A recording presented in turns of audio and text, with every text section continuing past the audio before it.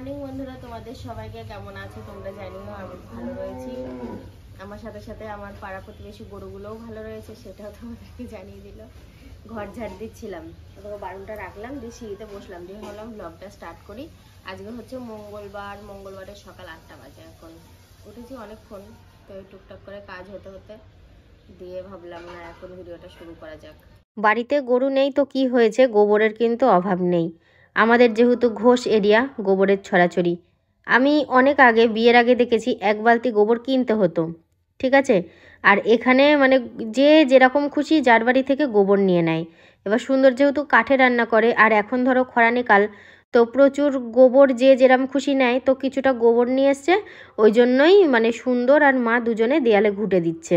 আগে যখন গরু ছিল তখন তো আমি বিকেলবেলায় করে গোবর দিতাম, সারাদিন রান্না কাজ সব করে দুপুরের পরে খেয়ে বিশ্রাম নিয়ে ঘুঁটে দিয়ে তারপরে একবারে স্নান করতাম। সকালবেলা উঠে যখন সাথী উঠেছে তখন কিন্তু আমি জানি, তাই বলি যে গাড়ির চাবি নিল, গাড়ি বাইরে, জুতো বাইরে, তাহলে কোথায় গেল আমার কর্তাটা? কোথাও যায়নি। তা যেটা বলতে গেলাম, দিয়ে দেখি হঠাৎ করে মানে আমার পাশে যে শুয়ে বলছে কিনা যে শরীরটা খুব খারাপ লাগছে। আর শরীরটা যখন খারাপ লাগছে তুমি একটু শোও, তুমি একটুখানি পরে উঠো। ও বাবা, আমাকে তো উঠিয়ে দিল। উঠিয়ে দেওয়ার পরে আমি উঠলাম, মুখ হাত পা দিয়ে ধুতে এলাম।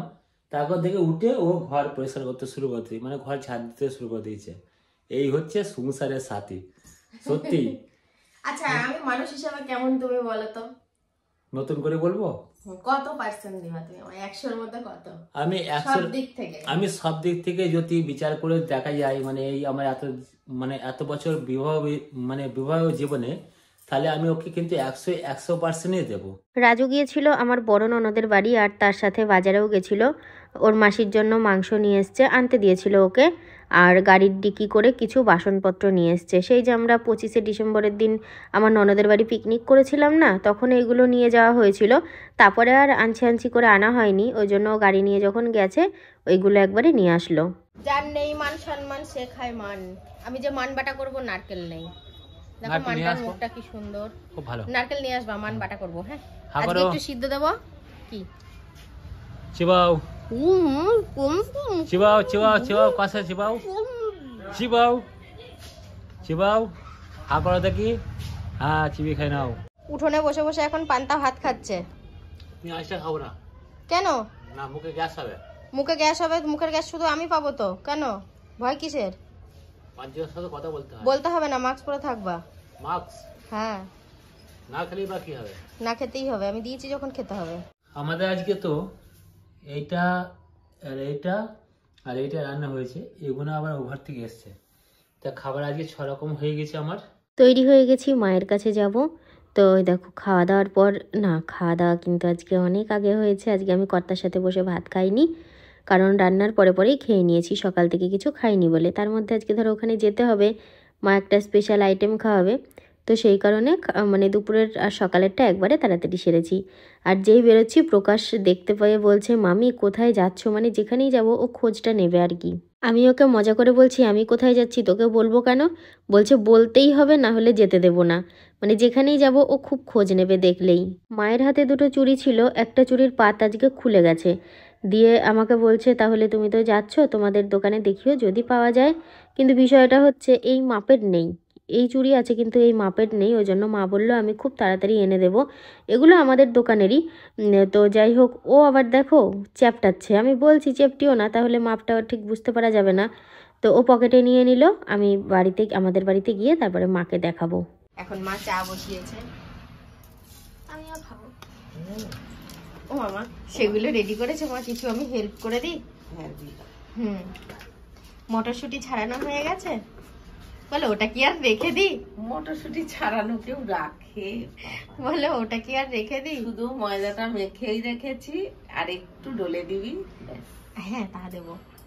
মানে কত কাজ তুমি এগিয়ে রেখেছো। আজকে আমি কড়াইশুঁটির কচুরি খেতে এসেছি মায়ের কাছে। এই যে ময়দা মাখা হয়ে গেছে, আলুর দমও রান্না হয়ে গেছে। আমি বলেছিলাম যে মা আলুর দম করো, গোটা গোটা আলুর দম দারুন। জানো মা, বাবা আমার কাছে হিং ফোড়ন দিয়ে তরকারি খেতে চেয়েছে, আমি বলেছি কাল করে দেবো। কিন্তু বিষয়টা হচ্ছে হিং ফোড়ন দিয়ে কিভাবে তরকারিটা করব একটু ভালো করে পরে আমাকে বলে দিও। আমি বলে দেবো। হুম, তুই তো হিং ফোড়ন দিয়ে তরকারি পারবি না। তুমি একটু বলে দিও। হিং ফোড়ন দিয়ে আলু চচ্চড়ি তোর বাবা তোর ঠাকুমা এরা খুব ভালো খেত। আমাকে ওই জন্য আজকে বললো হিং ফোড়নের আমিও তরকারি খাবো। ওই দেখে দেখে আমিও শিখে গেছি, আমারও খুব প্রিয়। ভালো লাগে রুটি লুচির সাথে, পরোটার সাথে। হুম। আমিও রান্না বান্না করে খাওয়া দাওয়া সেরে চান করে আগে খেয়েছি, তারপরে চান করেছি। আজকে সকাল থেকে কিছু খাইনি, তো তারপরে ভাবলাম আর দেরি করবো না, বা চলে যাই। ও বললো চলো আর দেরি করবো। খুব ভালো করেছো। বললাম তুমি এখানে সন্ধ্যা দিয়ে থাকবো, আমি সন্ধ্যে ছাড়া কিন্তু আসবো না। বলছে ঠিক আছে থাকবো। ভালো হয়েছে, খুব ভালো হয়েছে, খুব ভালো হয়েছে। এ দেখো খেয়ে এসছি, এখন কি আর কচুরি খেতে পারি? না না না উমা, আমি যেন তো তাড়াতাড়ি ভাত খেয়ে নিয়েছি। হ্যাঁ হ্যাঁ। সকাল থেকে খাইনি, একবার খেয়েছি, এটা খিদে হবে না। আমার মা আমার সোনা, আমার হিরে মানিক। এটা কিন্তু অন ক্যামেরা বলে না, অফ ক্যামেরায় সব আমাদের সময় সব আদর। সময় মা এটা সব কোনো সময় আদর লুকোছাপা করে। না, আমাদের আশেপাশে আমাদের বাড়িতে যারা আছে তারা দেখে। এটাই আমাদের সিস্টেম। আমি ও যখন যখন শ্বশুর বাড়ি থেকে থাকি, হয়েছে আমি এই আদরটাই ওকে করি। তুমি তো খাওয়া দাওয়ার পর বিশ্রাম পাওনি মা, এগুলো করতে তো চরম সময়ের। ও মা দুরকম তো মা, হ্যাঁ দুরকম কেন? ঠিক খাবি যখন। সারপ্রাইজ। মায়ের চা হয়ে গেল। মেয়ে বলছে মা কখন ভাজবা, চা খেয়েই ভাজবা। আমি বুঝতে পারছি আমার মেয়ে ঠিক খিদে লেগে গেছে।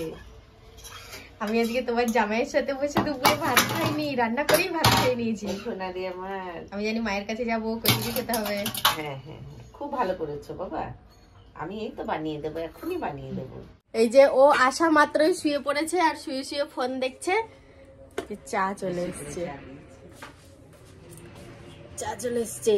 সোনা বুঝে নিয়ে দেবো না? আমার জন্য কাপটা, ওর জন্য গ্লাসটা। তোমার না না, তোমার গ্লাস আমার জামাইয়ের কাপ। খাবো না আমি। মা বানাতে শুরু করে দিয়েছে। আমি কড়াইটা একটু ধুয়ে নিয়ে আসলাম, কলপারে ছিল। দিয়ে মা বলছে মনে তুই একটুখানি ভালো করে দেখ। আমি বললাম ঠিক আছে অবশ্যই দেখবো। তাছাড়া আমি আগে করেছি আলুর কচুরি, মানে মা মটরশুঁটি দিয়ে পুর দিয়েছে, আমি আলু দিয়ে দিয়েছিলাম, সেম একই রকমভাবে করেছি। তবু একটু মায়েরটা দেখছি।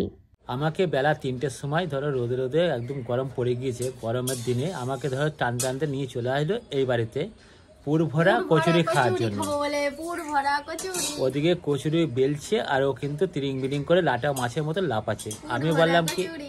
আমি বললাম যে এটা কিন্তু আদাগলা, হয়তো যারা মেয়েরা আছো তারা হয়তো বলবো কিনা মায়ের কাছে গিয়েছে তোমাকে যে ধুইয়ে দেবে কমেন্টে। হ্যাঁ, যে মায়ের এটাকে কাছে যদি মানে তুমি বলো আদাগলা, তোমাকে জাস্ট ধুইয়ে দেবে। আচ্ছা যারা মায়ের কাছে গিয়েছে একটু আদাগলা করবে, তাই তো? কিন্তু এটা যারা দেখবে সবাই মিলে তারা কি ভাববো কমেন্টে কিন্তু একটু জানিও। আমি একটা কথা বলি, আদাগলা তাকেই বলে যে যেখানে সেখানে খাওয়ার জন্য দাবি করে, খাওয়ার জন্য হ্যাংলামো করে, তাকে আদাগলা কিংবা হ্যাংলা বলে। মায়ের কাছে এসে আলু সিদ্ধ ভাতটাও আমরা এরকম নেচে নেচে খাই, ঠিক আছে? ওটা আদাগলা না, এটা আমাদের একটা আলাদা অনুভূতি। আলু সেদ্ধ ভাত খাওয়া আর এইখানে এরা হ্যাংলামি করা, এটা কিন্তু মোটেই এক হচ্ছে না। চলে এসছে আমার হাতে গরমা গরম। যাই করো তা করো, যেন খেয়ে খেয়ে দাঁতটা পুড়িও না। দাঁত তো পড়ে না, খেলে জিভ পড়ে। দাঁত আবার পড়ে কাউরির, কি আশ্চর্য। পুর ভরা যেটা বেলা, ওটা প্রথমে খাচ্ছি। লাস্টে কচুরিটা খাবো, কচুরিটা খুব গরম। ও মা তুমি নাও। এটা কি স্টাইলে খাওয়া, ভালো লাগবে খেয়ে দেখো। তোমার ডাল পুরি বানিয়ে দিয়েছে আর আমি আলু পুরি বানাচ্ছি, এটা বেশ তাই খাও। একটু দেখো তো। হ্যাঁ দেখছি। আসতে গিয়ে ওর চোখে পোকা ঢুকেছে, এখানটায় বসো। চোখের ভিতরে মশা ঢুকেছে, কি অবস্থা। হ্যাঁ, ও যখন অর্ধেক রাস্তায় এসছে তখনই বলছে আমার চোখে নাকি ঢুকলো। আমি বললাম তাহলে দাঁড়াও।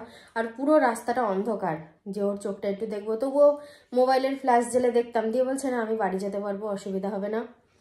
তো উঠতে তো ইচ্ছা করছিলই না, মায়ের ওখান থেকে ঢাকা ঢুকো নিয়ে শুয়েছিলাম। এই মাত্র আসলাম, জোর করে নিয়ে চলে আসলাম আমি।